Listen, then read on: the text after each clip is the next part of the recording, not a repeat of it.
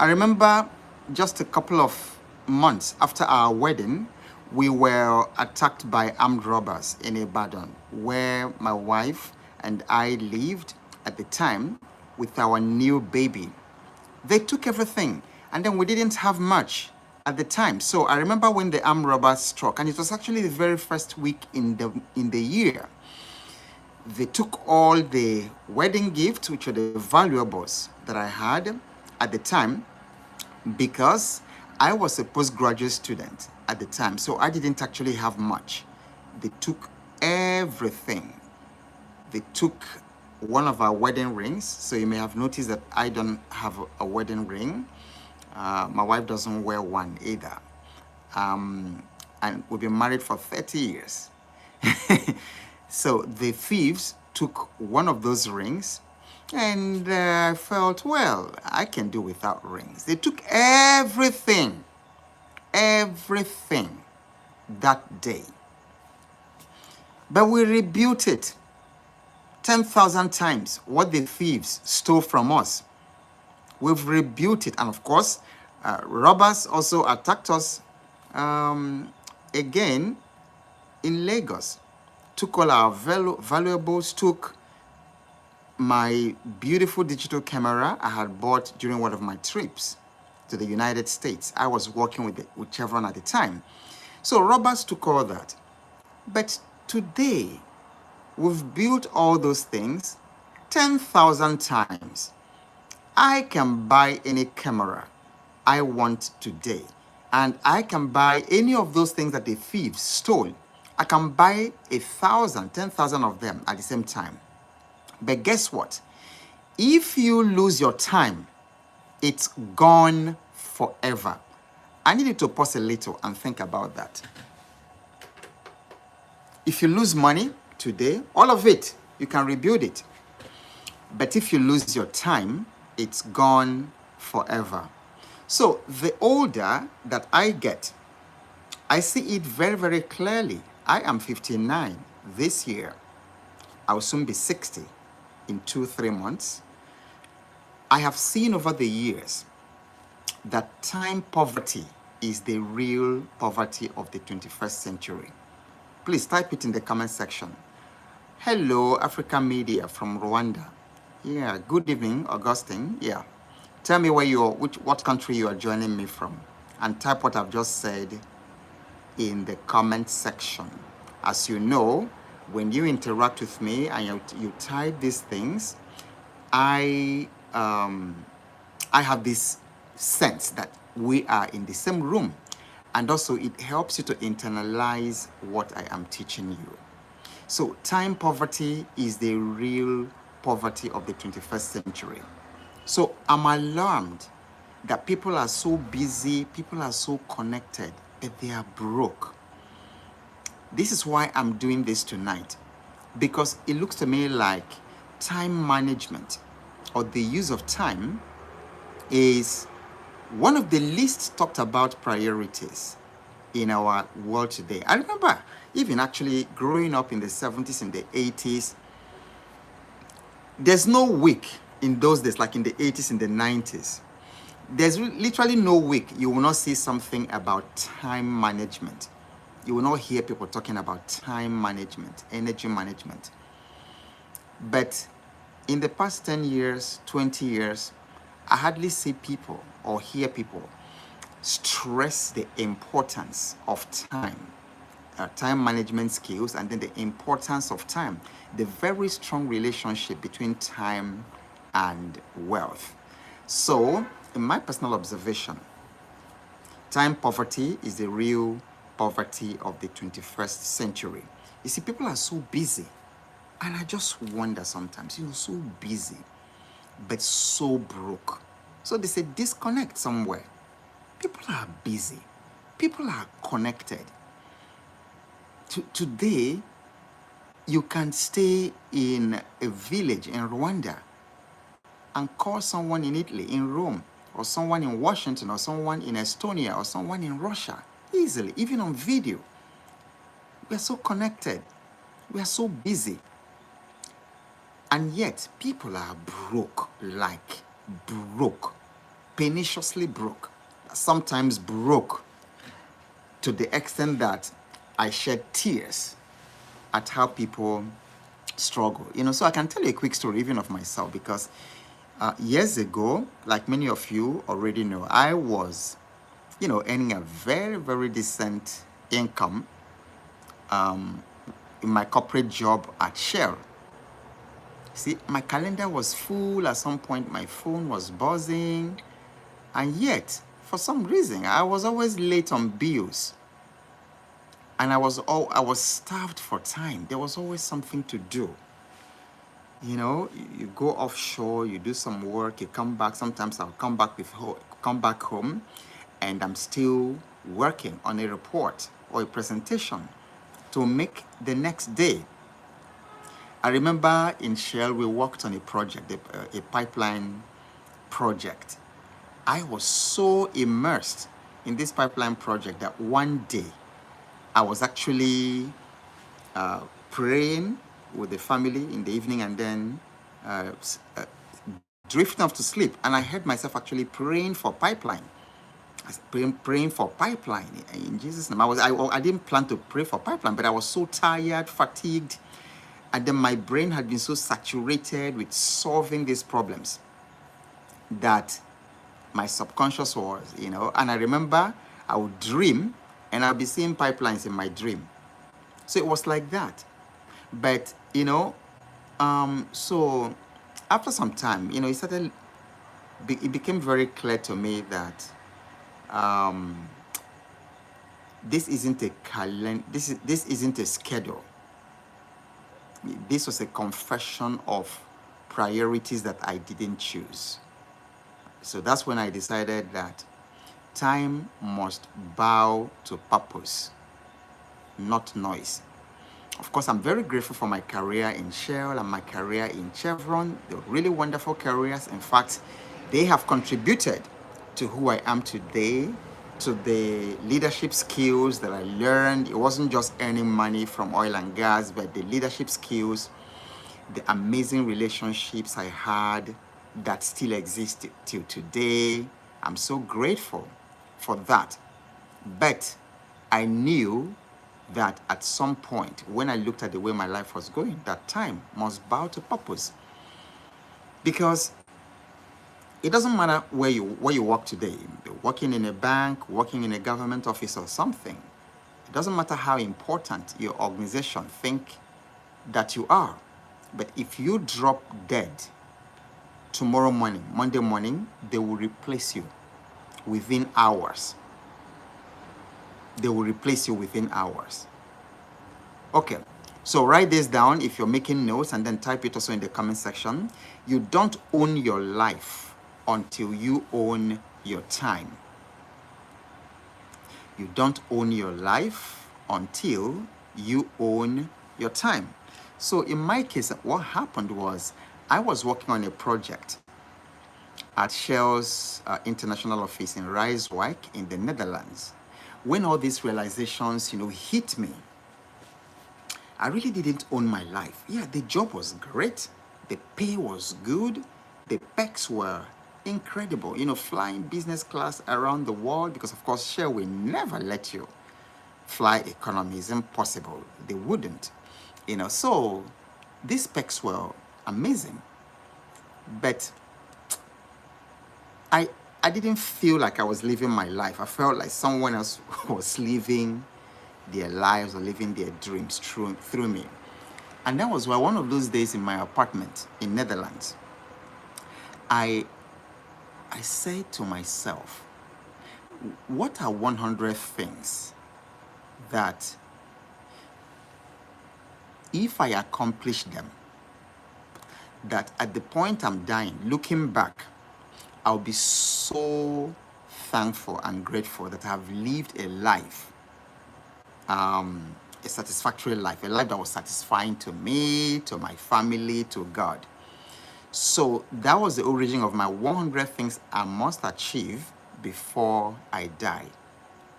And I'm telling you this story because it was so pivotal in the way that I started seeing time, in the way I started managing my time, knowing that for each of us, our days are numbered.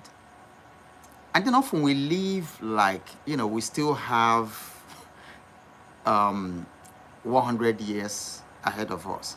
And then some younger people who are in their 20s, in their 30s, they still say, oh, there's still time. There's still time. That's how in my 20s, I was a 20-year-old boy. I was an 18-year, 19-year-old person like you. I was 30, like you. So all of a sudden, one day I woke up, I was 20 years, and I was saying, I'm youth. I'm youth. I'm vibrant. I am young. Then I woke up. I slept and woke up, and I found myself counting 59 years. So that experience in Netherlands was a turning point, for me. And I thought I wanted to bring these things to your attention. Many of you listening, some of you listening are much younger than me. Some of you are a bit older than me. But the subject of time, the subject of managing your time effectively, you will discover by the time we are done tonight that there's nothing more important. And that in fact, if you want to be wealthy, you must master the principles of time and the game of time. Like Festus said, yes, our days are numbered. We procrastinate thinking we have all the time in the universe. You don't. You can type your age. Okay, those of you can type your age in the comment section. Let's just see the array. Some of you are 35, 32, some of you 28, some of you 43. And then like Festus said, you'll be saying, oh yeah, there's time. I still have time. Breaking news, you will wake up one day and you'll be 70. Yeah, Hilaire is 59 like myself, so we're 1965 babies. 1965, 66. Yeah, Bube is 49, Peace is 40, Tochukwu is 30, Uzochukwu is 15. That's amazing. You're blessed to be hearing this at this time. Paving Global is 36, Wealth of Faith is 36, Festus is 46. Yeah. And then my friend who is 15 here, I was 15 too. I just woke up one day and looked at the clock and he said 59. And the sad thing for a lot of people, which is why I do this, so that it doesn't happen to you, is that people wake up, they are 15, they are 30, then they wake up one day and they are 55, and they're asking, where did the years go? So the purpose of tonight is to make sure that you don't ever ask the question, where did all the years go? All right, so you don't own your life until you own your time. Again, you can also make this note: wealthiest people of all time and inventors are ruthless about protecting their time. See, the wealthiest people I have studied, and those I know, some of them who are my friends, extremely ruthless about their time. They can give you money. They can look at you. You say you are coming to see me, and they said they'll prefer to send you like $10,000 because they know that when you come, you're going to waste their time. You're the sort of person, who wastes their time. So the wealthiest people of all time, inventors, creators, are ruthless about protecting their time. You should protect your time more than you protect your money. I've already told you why. Because if you lose all your money, you can rebuild it. But if you lose your time, you can never recover that. That last 1 hour that just went before you came to listen to me is gone. It's gone forever. So Thomas Edison, one of the wealthiest, inventors of our time, he said, and I quote, this is what he said, his words: if someone wastes 10 minutes of your time, 8 minutes is your fault. Yeah. If someone wastes 10 minutes of your time, 8 minutes is your fault. Because by the time you've spent 1 minute with me, it's enough for me to really already know that you are going to waste my time. And I will not let you do the 8. So a lot of people think, okay, maybe I'm strict, or maybe, so if we have a meeting at 7:30 a.m., and I go there at 7:20 because I usually want to be there 5 to 10 minutes before that time, and I don't see you there, I consider you my enemy. You fixed the appointment. You said, let's meet at 10. And I get there at 9:50, and at 10, you are not there. You don't even call me to say, oh, I'm sorry, I'm not. And then you stroll into that place at 10:45. You are my enemy. I have nothing to do with you. And people do that. People do that because I belong to a couple of organizations, And this particular one, they meet at a particular time. So they say it's 12 noon. All the times, they say it's 12 noon. You get there at 12. And believe me, I'm not making this up.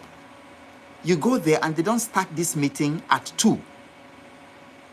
I've been in one, just the very first one, I just said, well, since I'm just new, let me, whatever. So the meeting that was fixed for 12 did not start until about 2:30.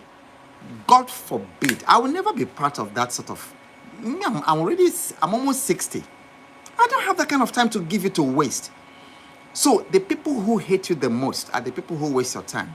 The people I consider my enemy are people who waste my time. And those who call on phone, hello, I just called to find out how you are doing. How are you, sir? Good morning, sir. And then they send you a message, good morning, sir. How are you, sir? How is family? You are wasting my time. That's nonsense. Just tell me why you are calling me. And then you just call me, how are you, sir? How are you, sir? It's been long, sir. How is madam, sir?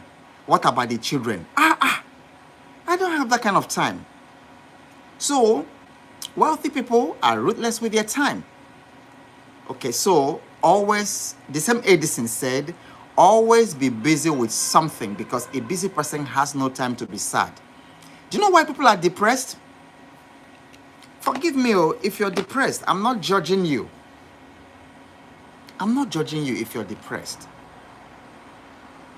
But for me, I've never understood it.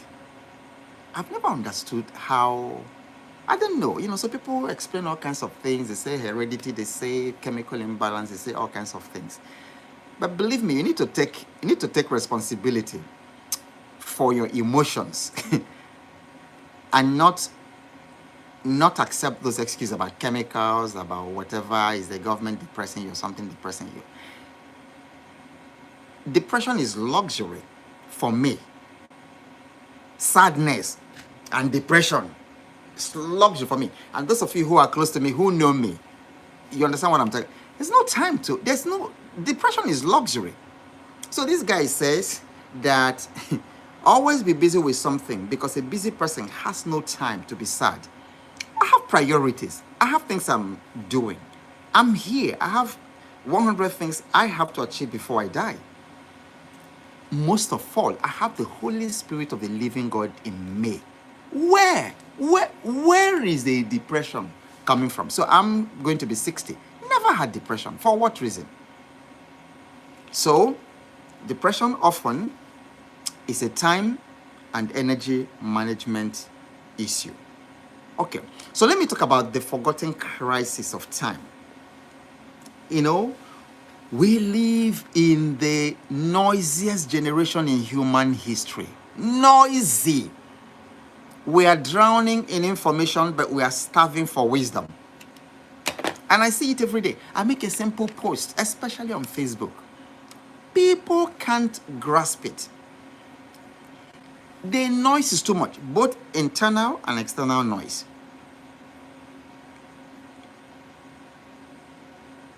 I've been invited to a couple of worship places, churches. I couldn't stay there. I couldn't stay there. One of them in Victoria Island, very small room, like my sitting room here. But they crammed it with like 100,000 watt speaker. Bang, bang, bang, boom. The drums, everything. I could not stay. I went, noise. And there's a difference between music and noise. There's a difference between worship and noise. Not long ago, I was in another one. I had to storm out of it because by the time I left, in fact, the bass guitar, the music, it was so loud that my heart, and I'm not making this up, the organs in my body were jumping and resonating with the noise. What shocked me was not just that the thing was terribly noisy in that space, but that the people felt very comfortable, normal. I left that place, carried my Bible, left that place, entered my car, and went home. Noise. Then you go for cocktail, a business cocktail. Let me talk about Nigeria. I don't know about other places. Cocktail. The music is supposed to be such that you can have conversations with business partners and people. For where? So I was in one of the 5-star hotels in Victoria Island. The noise. So what's the purpose of cocktail? So we are there cocktailing, having conversations, meeting people, but you can't hear. You have to shout because of the noise of the music. And I approached them. I said, what's the purpose of this? What is the purpose of cocktail if we can't talk and hear each other? So the music is supposed to be background music that allows you to have a conversation without raising your voice. No way. The noise is too much. We're drowning in noise. Okay? And not only that noise, the physical noise, we're also drowning in information. So much information, no wisdom. No wisdom. Sit down and try to engage a young person in a meaningful conversation. It's not around some celebrity musician or around some celebrity footballer or some entertainer. You know all those names that they call. You can't have no meaningful conversation, no depth. Okay? Social media promise connection, but delivered distraction. Every day I see people being entertained to death. And then when you are being entertained to death, you are numbed from your own potential. I mean, like literally being entertained to death. I sit at the airport. We are all waiting for to board, and then everybody around, they are on their phone, and then you'll be hearing all these laughter memes. You know, and then you hear then another one. What is it? Kasongo, yeah. You be all the phones because they're all watching all these entertainments with all this. And I look around to see, because in those days, even in my lifetime, I used to see people holding books and reading. Try, when was the last time when was the last time? Yeah, you will see that I normally see people read in the United States, so people still read. And that's usually why you have bookstores in at the airports, because people buy books at the airports in the US and they actually read it. And you have summer collections. You know, you go to the US when it is summer, you have summer collections. And you actually see people, they buy books, and then at the airport, they are reading. In the plane, they are reading. But here in Africa, everybody is on phone. Everybody is on phone. And then when the plane is about taking off and they're saying, turn off your phone, it's impossible. It's a terrible addiction. There's something wrong. Something wrong, you know, with our generation. Okay? And then, have you also noticed, you know, how 1 5-minute scroll turns into 45-minute spiral? It's happened to me. I'm also guilty. I'm guilty. Because the other day I just said, okay, let me, I've had a very, very busy day. Really, really busy, like heavy day, writing, coaching and all that. So I just said, okay, let me just watch a little TikTok before I go to bed. I don't know if it's happened to you. Ladies and gentlemen, by the time I finished, I confess, I had spent about 1 hour, 30 minutes. I went to bed late watching TikTok videos. Those algorithms are very, very, I don't want to use the word, but they are bad. Okay? So now you come out mentally tired after all the scrolling. You are emotionally empty. You're spiritually drained. Because you just imagine, you could have prayed, you could have read scriptures, you could have done something for 2 hours, but you were scrolling. At the end of it, nothing. And then at the end of it, you're financially nowhere. So, and if you compare the farmer of 1925 is even long. 1970, because I used to go to farm with my father. And then the smartphone user of 2025.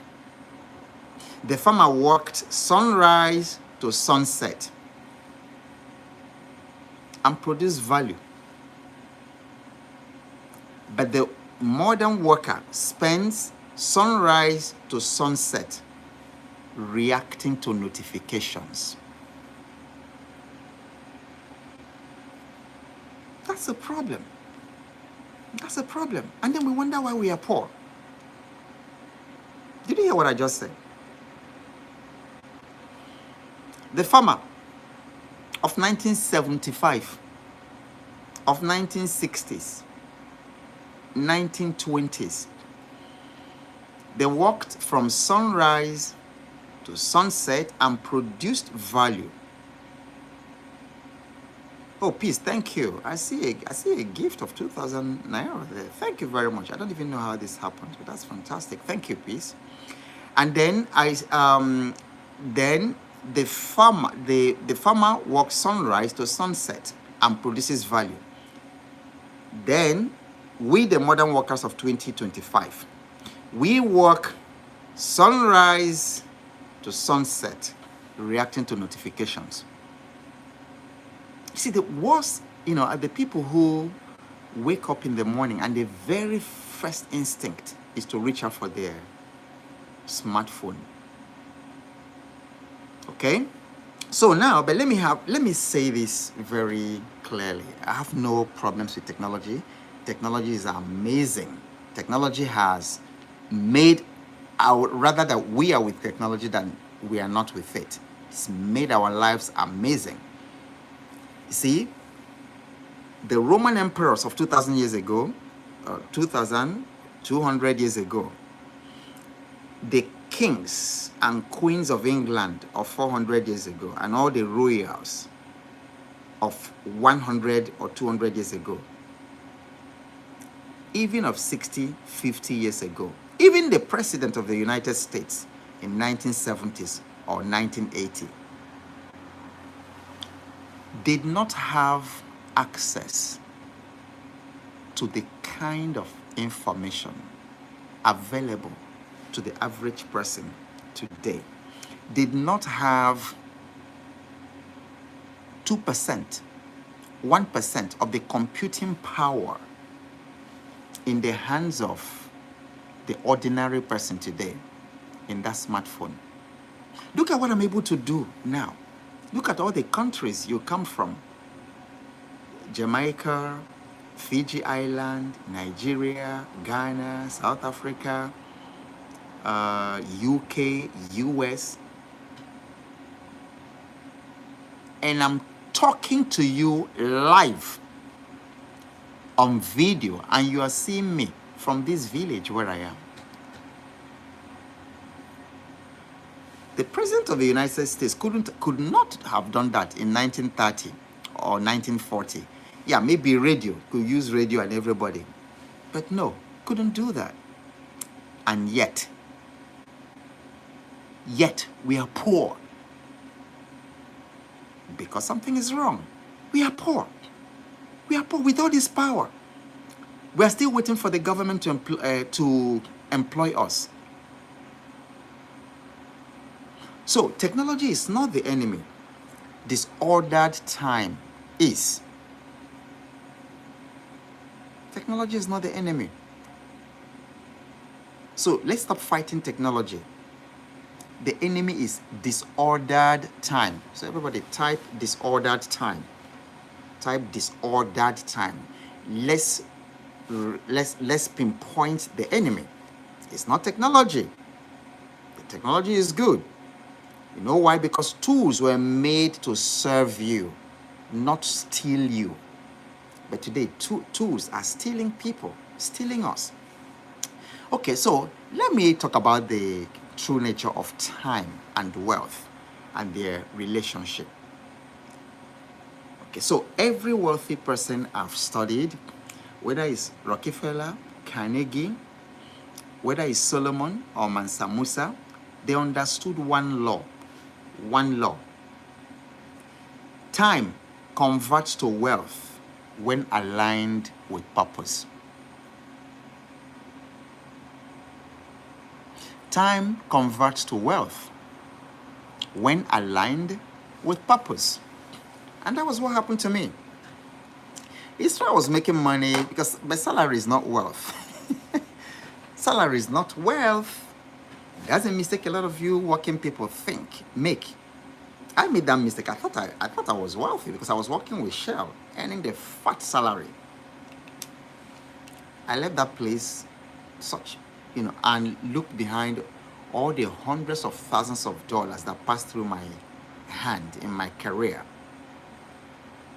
If not up to $1 million or more, working with Shell, then going to Chevron and back to Shell. But at the end of it, I wasn't wealthy. But my wealth started after my 9-to-5 job. My wealth started when when I aligned my time to my purpose, to why I am here. Okay? So money is the shadow that follows disciplined time. Therefore, if you want to make money, wealth, sustained wealth, I need you to understand that it is the shadow that follows disciplined time. So the key is disciplined time, not just time, disciplined time. I have the same 24 hours that the great Aliko Dangote has. The same 24 hours. I have the same 24 hours that Jeff Bezos has, that Mark Zuckerberg has, that, name them, Elon Musk has. But why is it that their 24 hours are worth more than mine? Why is it that some of us in the planet, earn $1 million every single minute? You can calculate it. You can go online and Google it. Some people make $1 million every single minute. Some earn tens of thousands of dollars every second. And then, many of us, it takes 1 month to make $50. And yet it's the same 24 hours. So that's what I'm explaining to you. I need you to see the connection, the connection, at least first of all, the philosophical relationship between wealth and time. So, and I've just given it to you. That philosophical relationship is that wealth is the shadow of this disciplined, wealth follows disciplined time. Jeff Bezos has that money because of disciplined time. Principle. It's not effort. It's not hustling. Because hustling and effort is a very wrong connection with time. Because when you make your effort and time, when you relate them to effort equals time, or yes, the effort I put in is equal time, that's a very disempowering relationship. Because what that means is that without your effort, then you can't make money. So you must put in effort. You must be present every time to earn money. But my own goal is to work when I'm awake and to earn money when I'm asleep.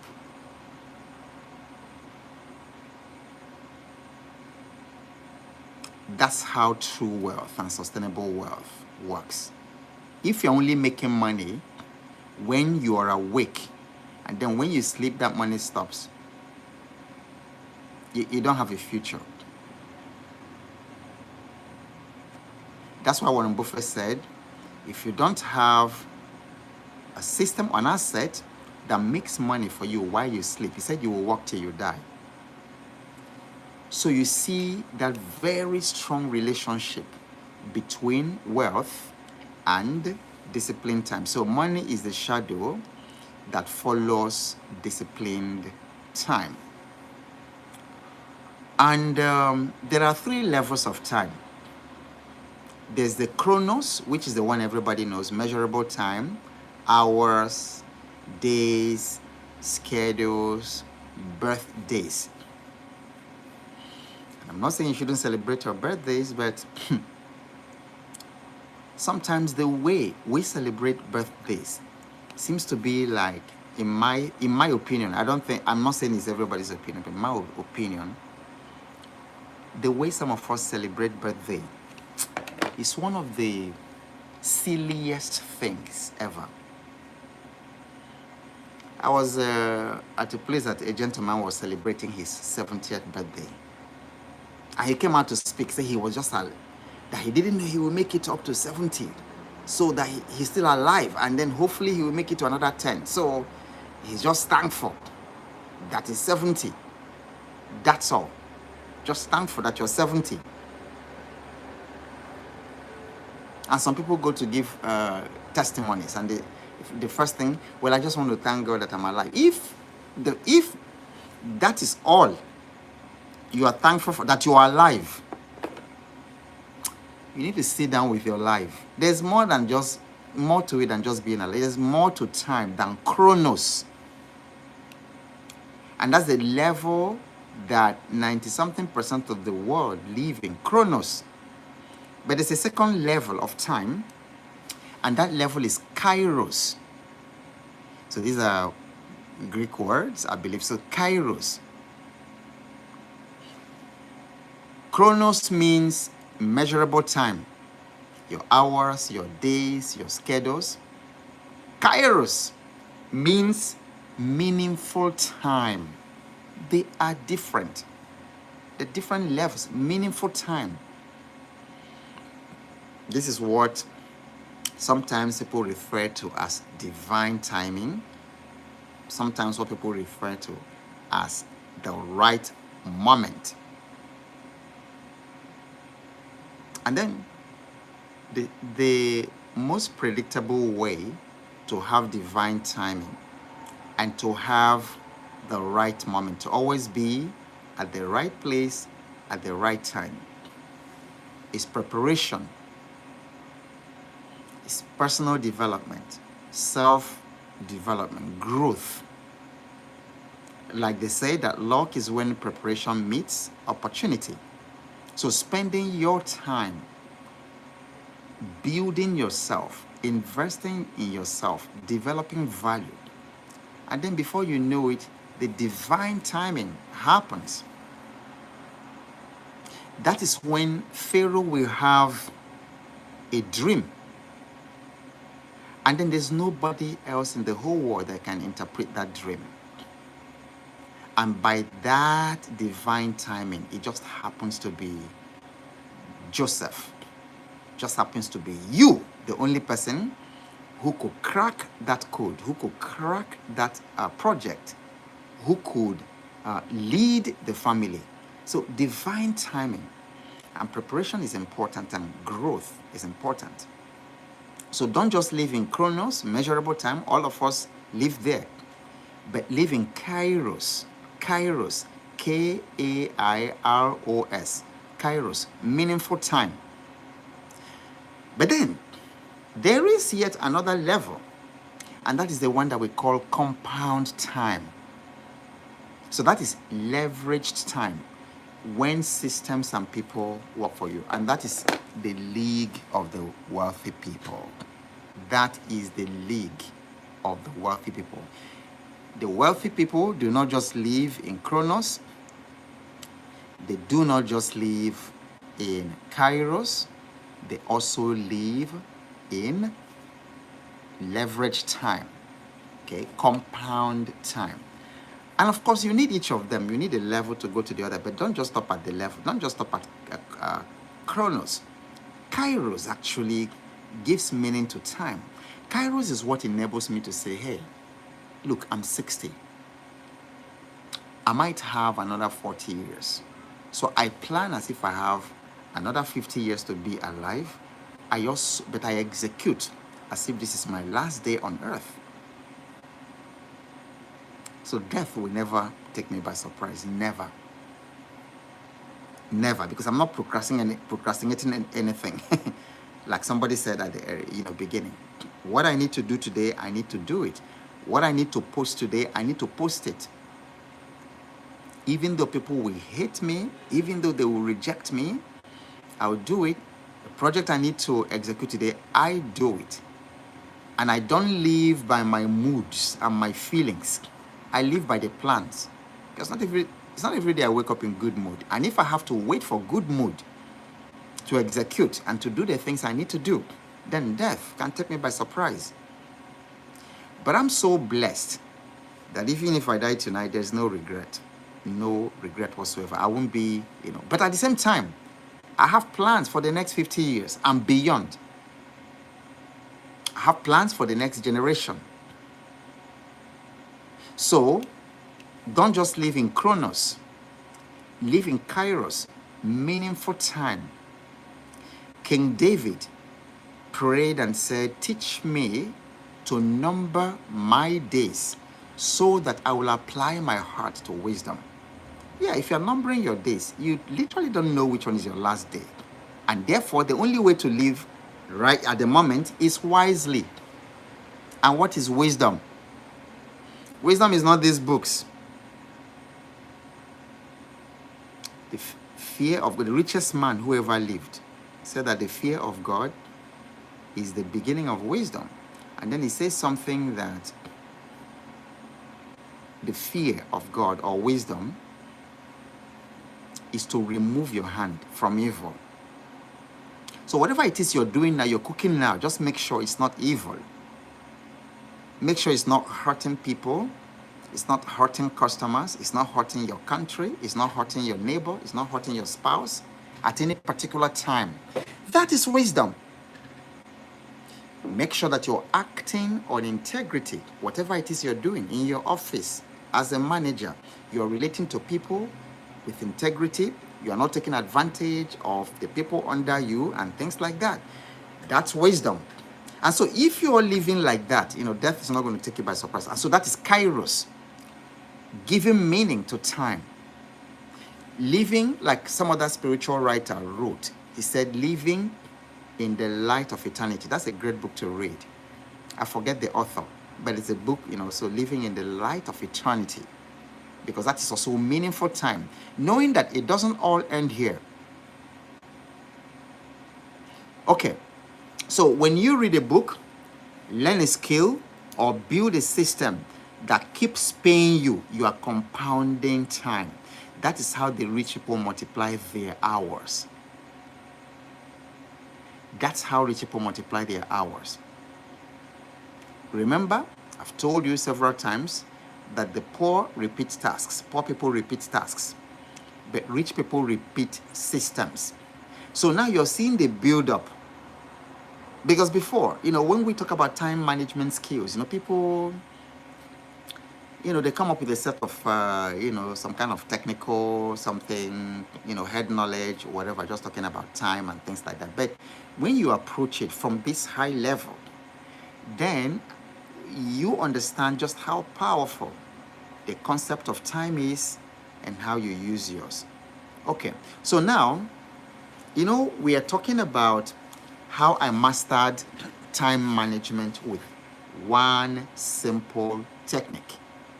So this is a good time to teach you that technique that helped me to master time management. Okay, so I call it the time bank rule. Please type it in the comment section because this is pivotal. Time bank, the time bank rule. Okay, so it was about the same time I was working in the Netherlands, about that same time that this time bank rule hit me. Okay, and then I was thinking, what if time were a currency? What if time were a currency? What if every morning I woke up with, say, $36,000 or let's say $24,000? That's like $1,000 every hour. And that by midnight, that account went to zero. Imagine that you wake up every day with $24,000. And then by midnight, it will turn to zero. And then you wake up with another $24,000. So that realization shook me, because that's exactly how life works. You can't save time. You can only spend or invest it. So this is the time they say mic drop. Because that's really how life works. Every day you wake up with $24,000. You can even say $240,000 to make it a little bit more, make more sense. Because for some of you, $24,000 a day isn't anything. But let's say $240,000. Let's say $2.4 million. You wake up every morning with, by 12 midnight, it zeroes out. Why? Because the rule is you can't save that $240,000. You can only do one or two things with it. You either invest it or you save it. That is the rule every human being lives by. Without exception, we wake up every single day with $240,000. Life hands it over to us, and we either spend it or we invest it. Okay, so let's say so each 24 hours is 1,440 minutes. So every minute is a coin of destiny. In fact, everybody type it in the comment section. I need you to feel it. I need your nervous system, to feel it. Every minute is a coin of destiny. Type it, everybody. Every minute is a coin of destiny. And there are three things you can spend it on. Every coin. So let's break it down, not in hours, but minute. Every minute is a coin of destiny. And there are three things you can spend each coin. So a minute is a coin. So a minute is a coin. And there are only three things you can spend it on. You can spend it on distraction. You can spend your coin on distraction. You can spend that coin in obligation, or you can spend that coin on creation. And by midnight, all uninvested time evaporates forever. Forever. Okay, so make this note. Time is wealth in liquid form, evaporating every second. Time is wealth in liquid form, evaporating every second. You know, so when I began practicing the time bank rule, which is what I call it, you know, I started auditing my day like an accountant. It was a very, very difficult but telling exercise. You know, so now my morning is for wealth creation, focus, writing, creating strategies. Afternoon, relationships and mentoring. And then evening, renewal and reflection. And then the difference it made in my life was stunning. Not just in income, but in peace and confidence.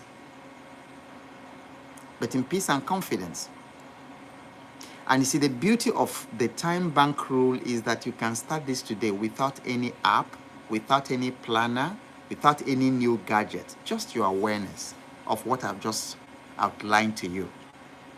The time bank rule. You don't need money to start it, but the impact is powerful. Okay, so what you can do is to build your wealth calendar. Before, it used to be calendar. We just say calendar. But after tonight, I want you to start calling it wealth calendar. So this is how you can apply the time bank rule in real life, in your real life. So step number 1, calculate your time ROI. ROI is return on investment. You really need to know what your time ROI is. When I calculated my time ROI, it made me extremely strict with my time. And then sometimes, you know, my family think I'm impatient. It's because of it. Because somebody calls on phone and just keeps going on and on and on and on and on and all that.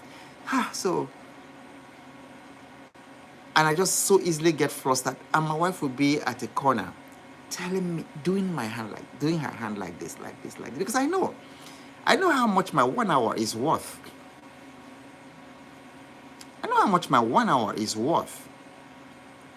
And then some random person just comes in, brings in something that has no connection with me, has whatever, and then it's just wasting my time, you know. And so I easily get flustered and frustrated, and then I start answering, you know, with that whatever. So it's not because I hate the person. It's not because I'm angry with the person.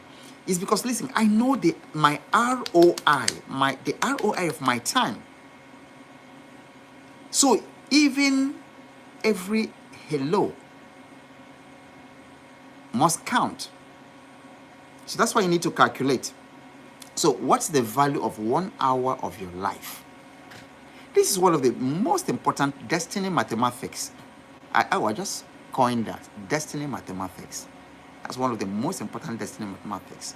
So what is the value of 1 hour of your life? If you earn, let's say $1,000 per hour, but you spend 3 hours scrolling, how much is that gone? Type it in the comment section. You earn $1,000 an hour, and then you spend 3 hours scrolling on TikTok and Facebook. How much did you just lose? Type it in the comment section. Yeah, show me that you're following. How much did you just lose? Like, that's it. $3,000. Thanks, Funke. $3,000 lost quietly, silently, that you will never recover. Yeah. Okay, that's correct. Michael, yeah. $3,000. So that's step number 1. Calculate your time ROI. And don't just calculate it based on your salary, what you're earning as salary. No, don't just calculate it based on salary. What's your value? What are you worth? Okay, step number 2. Define your prime hours. Somebody type it, prime hours. You have prime hours. And if you see, the television have what they call their prime, I think they call it prime time. When you don't have your own prime time, then you allow the television to define prime time for you. And then their prime time will pay them, not you. So you define your prime hours. So these are usually like the 2 to 4 hours a day when your brain is the sharpest, and guard them with your life. So let's do a very quick experiment, a very quick test. You see how different, how unique each of us is, because some people work very well, like 12 to 2, but that's not my best time. Some others do very well at 10 p.m. to 12, but others don't. Okay, so let's just do a quick experiment. So type in the comment section, when is your prime time, your prime hours? From what you know about yourself, what you've observed about yourself, when are the 2 to 4 most productive hours of your day? When your brain is sharpest? Type it in the comment section. Type in the comment section. Mine is usually anywhere from 5 to 9 a.m. 5 to 9 a.m. for me, for instance. Not that I can't function at any other time, but those are my primest hours. Okay, so type yours in the comment section. When do you, okay, so Mubarak says his own is 6 a.m. till 12 noon. Amazing. Peace says 7 to 9 a.m. Interesting. Wow. See how unique everybody is. Marvelous says 3 a.m. to 5 a.m. Can you imagine? Keep going. When are your prime hours from what you know about yourself? Everybody. Okay. AV says 9 a.m. to 12 noon. K says 11 to 4. We don't know. Is it 11 a.m. to 4 p.m.? Okay. Wow. And Nelson says 4 a.m. to 9 a.m. You see how different we are. If I wake up to work at 4 a.m., I will still have to sleep again before I get myself. Yeah, and Funke says 2 a.m. to 6 a.m. Amazing. Now, so let me tell you what to do with your prime hours. Guard them with your life. Guard them with your life. Your prime hours contain the seeds of your destiny. Your prime hours contain the seed of your wealth. Don't answer calls. Don't text. What do? Create, plan, or build assets. Those prime hours are for you to build your assets, not to answer calls. So people, and then usually during my prime hours, you can't get me. My phone is on, so Apple has this feature that allows my phone to go, what's it called again? Do not disturb. And so the phone calls will come, but I will not hear it. It won't ring. So use those. Guard your prime time with your life. A lot of people, because the moment your prime time is corrupted, you can testify to what I'm telling you. If it has happened to you, you can testify. The moment there's an intrusion or something happens that destroys your prime time, the whole day is finished. So I don't permit anything to mess up my prime time, and that's why that's not it. So when I wake up at that time, the first thing is not my phone. If I'm picking my phone, it's for devotional, to read scripture. But anytime I make the mistake of reading email. I don't know if it has happened to you. You can say yes. Anytime I make the mistake of reading email, or maybe I'm just reading scripture, and then a message comes, it messes it up. It messes the whole of my day up. Someone died yesterday. I got the information. The daughter sent me a message. And incidentally, I was at another funeral. I was just coming back from a funeral when I got the message that this individual, this man, passed on. I'm supposed to disseminate that information in the family WhatsApp group. I haven't done it. I didn't do it when I woke up. I need, because I know the prime time of the people there, and it's not releasing the information now will not particularly do anything, you know. And then I knew that if I started releasing that information, and then replies and questions and phone calls start coming within that time, it will mess up the whole of my day. So I didn't do it. So there's time to do it. So protect your prime time. That's what the wealthy people do. Okay, step number 3, automate and delegate. Automate and delegate. So automation is time replication. That's the amazing thing. You can, so some people, for instance, if my work hours in a day is 8 hours,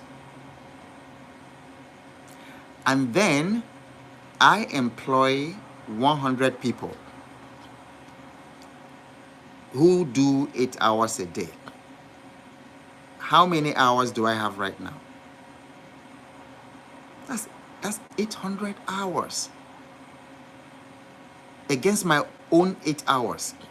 Then you now begin to see why the Jeff Bezos of this world, Elon Musk of this world, are extremely wealthy, because they have hundreds of thousands of people working for them. Samsung, I don't know, has probably like 500,000 people working for them globally.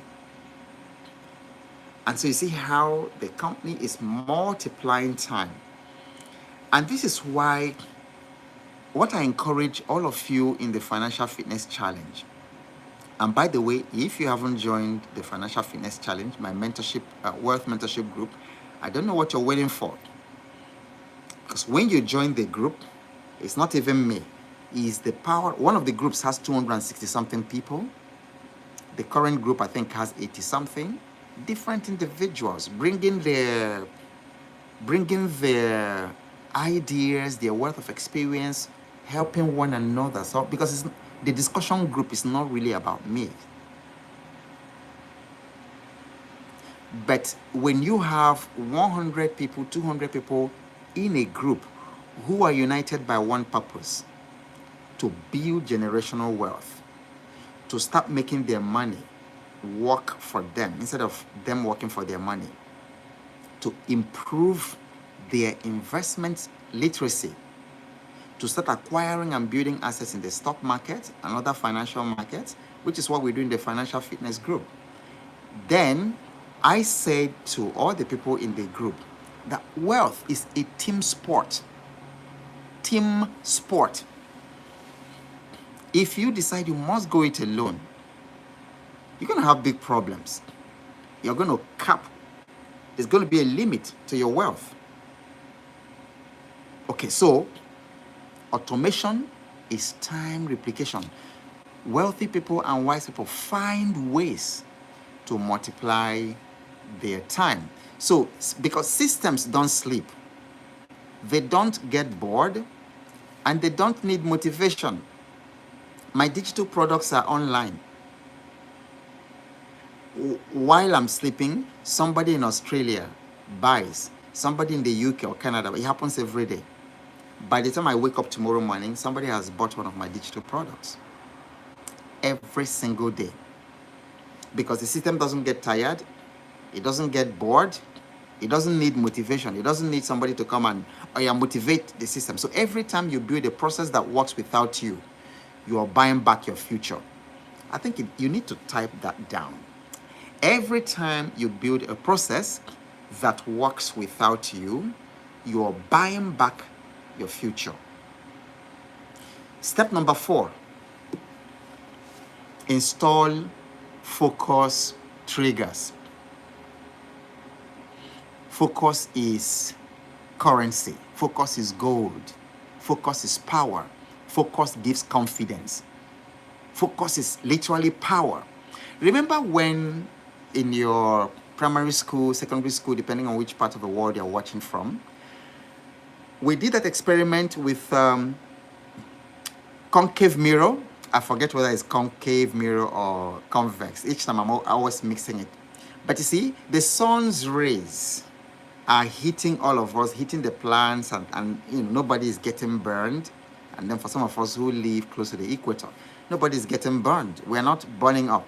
But the moment you take that concave mirror and you focus the sun's rays on a newspaper, we did that experiment when I was in primary school.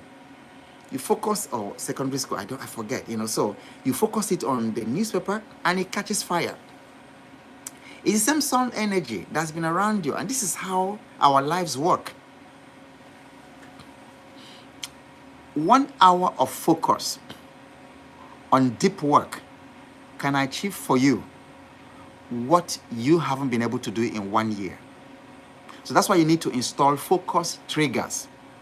So simple cues like music, like a dedicated work zone, or a consistent morning ritual to anchor your attention.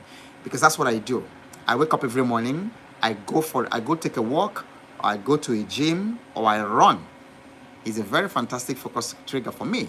And then while I'm doing that, I'm listening to podcasts. So some of you may have seen my morning videos, and you see, I have my podcast and things like that. And that's also when a lot of creative ideas come to my mind.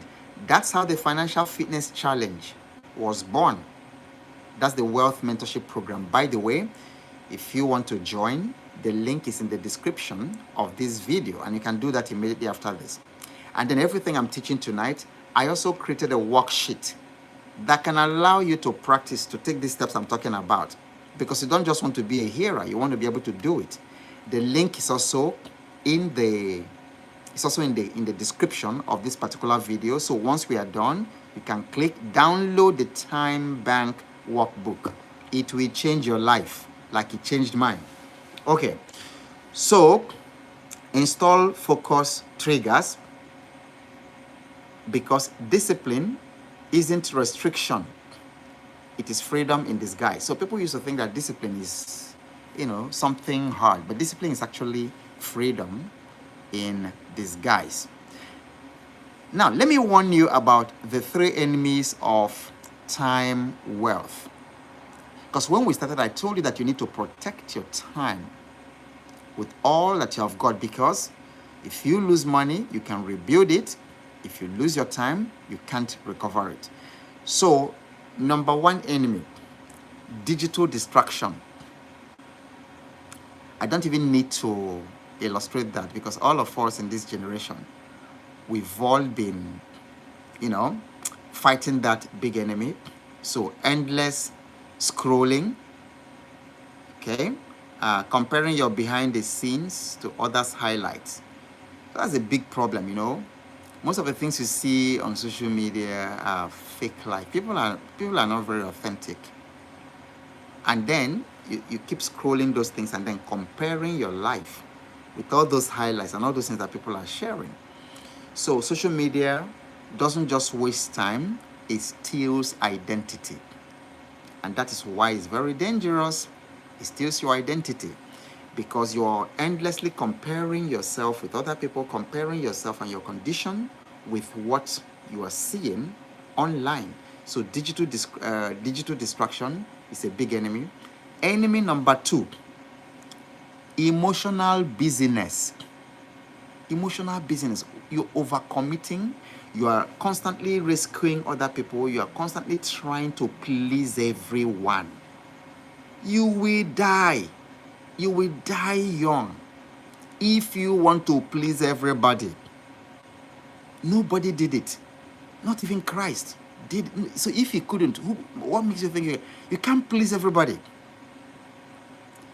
And then for many of you in the diaspora, not only in the diaspora, even some of us living here, in Africa, victims of black tax. You're working your ass off over there in America or in the UK. And then you have all these freeloader relations and friends who wait on you every month. And then you're seeing yourself as their savior. We can't eat. Send us money. My phone broke. The house needs repair. And then you are doing all that, overcommitting yourself. You've been living abroad and working abroad for 10 years. What have you achieved? You look back, nothing. But every day, the black tax, people at home, relations, friends, you're emotionally blackmailed. And then they keep on telling you. A couple of months ago, I think earlier this year, I read a story somewhere about Victor Osimhen, the Nigerian footballer. I think he's based in Europe or somewhere. And these soccer stars, they earn lots of money, millions of pounds or millions of euros. And one of his childhood friends, as the story goes, asked him for money. They are paddies. They grew up in the slum, together. And I understand that he sent him, please forgive my lack of exactness, I think he sent him like 5,000 pounds or 10,000 pounds.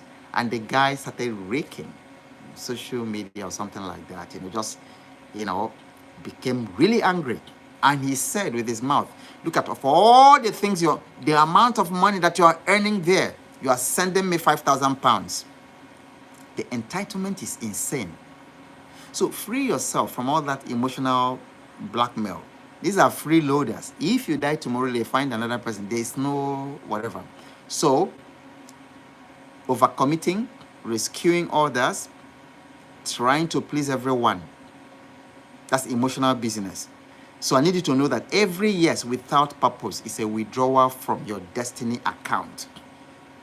Anytime you say yes to something and then it's not aligned with your purpose, you are making a withdrawal from your destiny account. The third enemy, decision fatigue.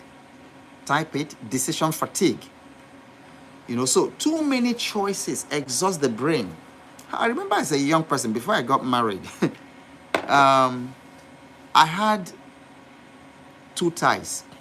One I used, and then one that a friend, a lady, gave me in those beautiful tie. She was working in the bank, big lady in the bank at that time. So, and I was just a hustler, starting life. I had just one tie that I bought from a used. When I had that one tie, even the 2, when I woke up in the morning to dress up, it's just one tie. There's no decision to make. There's no choice.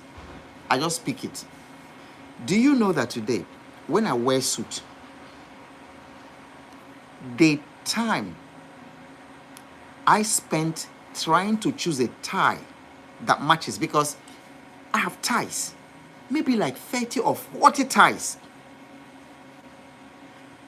and I'm looking at them, and even ties that I bought that I haven't unpacked, and I'm looking at, okay, this one I wear red, and I'll remove. Sometimes I remove up to 5 ties, and by the time I finish, my God, decision fatigue. Okay, too many small choices exhaust the brain. This is why it's important to simplify our lives, because structure is a skeleton of freedom.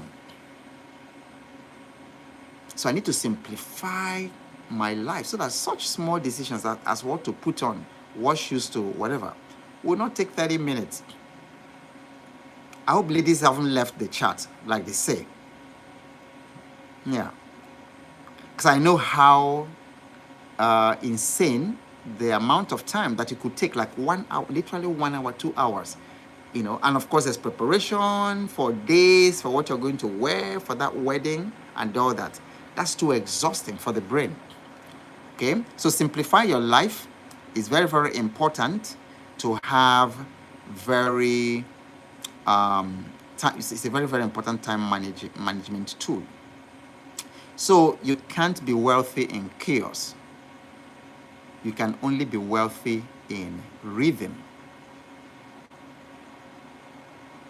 Wherever there's chaos, there's disorder. Even if there's wealth there, sooner or later, it will default to poverty. Wealth loves order. Poverty thrives in chaos. That's why when you go to the slums, or when a place is in war, you can't be talking about wealth. You just look at people were returning to Gaza the other day, and then the images were, so pitiful. Because in war, you can't talk about wealth because there's chaos. Okay, so wealth loves order. Okay, so here's my challenge for you in the next 7 days.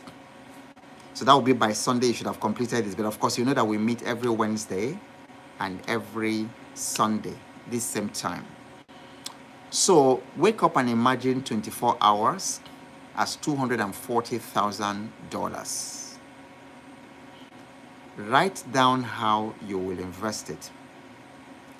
Then every night, I want you to review, did today earn or burn my future? Please type what I just said so that you don't forget it. That's the question you are going to ask yourself from tomorrow. Did today earn or burn my future? So watch, you will see how your clarity multiplies and then distractions fade. Okay? So this is not a technique. It's a covenant with your future. When you master time, wealth becomes inevitable because money is only the reflection of how you manage your minutes. If you can catch what I've taught you today, because it's not just enough talking about money, stock market, and things like that, forex, crypto. If you are doing all those things and there's chaos in your life and you've not mastered time, sooner or later, even if you make some sudden money, sooner or later it's going to go. So ask yourself, did today earn or burn my future?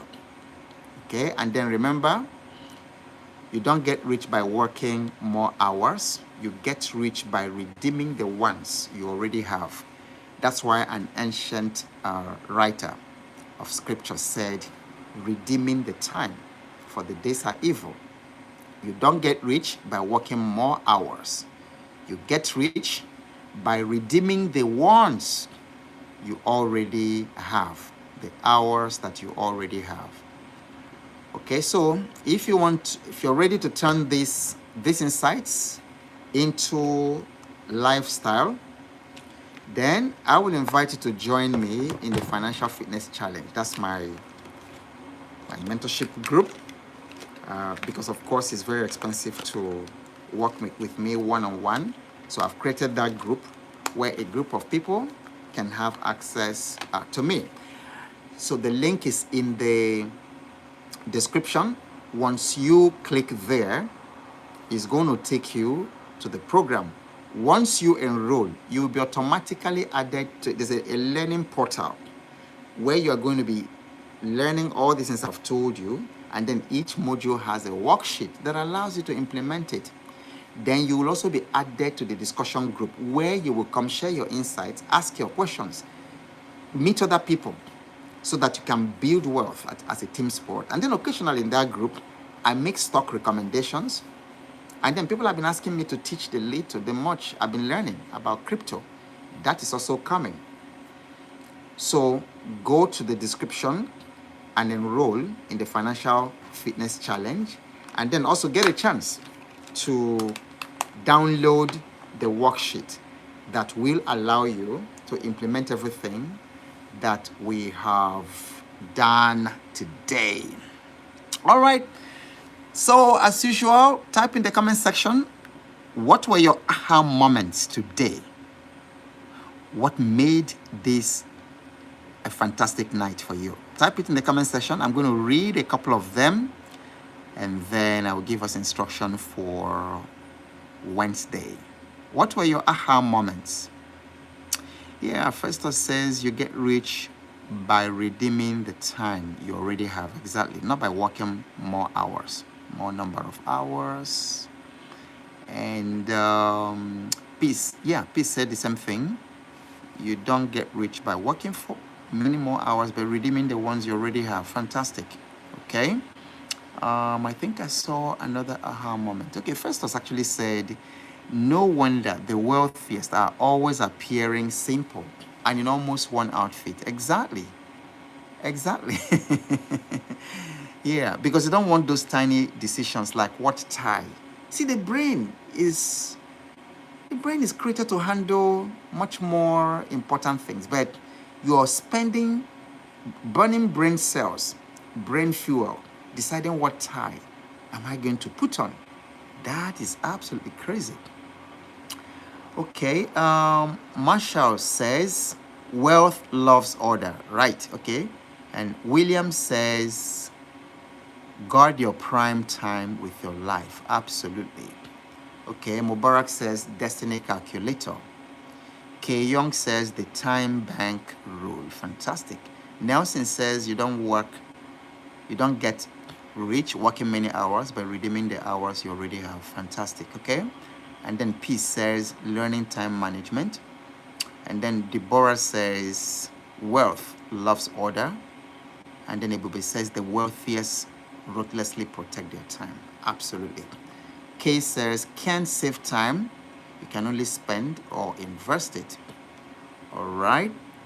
And then Pavin Global says, those who hate you the most are your time, those who waste your time. Fantastic. And then Comrade says, defining your prime hour is key. Funke says, you started building wealth after you left your powerful 9-to-5 job. Absolutely. And it shocks many people when I say it. It was after I left quit Shell, that I started building wealth. Okay, and Festus says again, the enemy is disordered time. Okay, not distorted, disordered time. Fantastic. All right, ladies and gentlemen, it's been wonderful spending this time with you. We will meet again on Wednesday, 8 p.m. GMT +1. Join the Financial Fitness Challenge.